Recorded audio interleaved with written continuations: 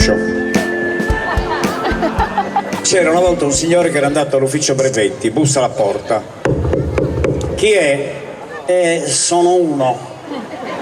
Chi è? Uno. Uno chi? E tanto se gli dico nome non mi conosce.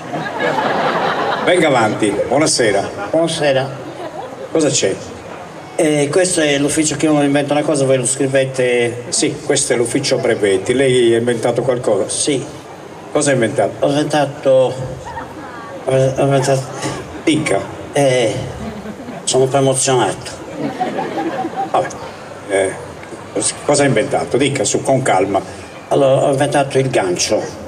Ah, e che cavolo è? E lo so, tutti dicono che cavolo, però quando lo vedono dicono Vabbè, come è fatto? È fatto tipo gancio. A cosa serve? Per agganciare. Che materiale usa? Materiale per ganci. Me lo può spiegare? E se lo spiega non aggancia.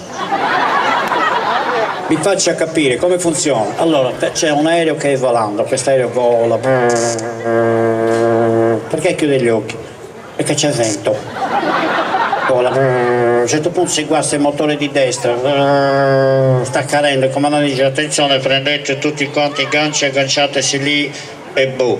Allora prendono il gancio tutti quanti, si sono tutti agganciati, l'aereo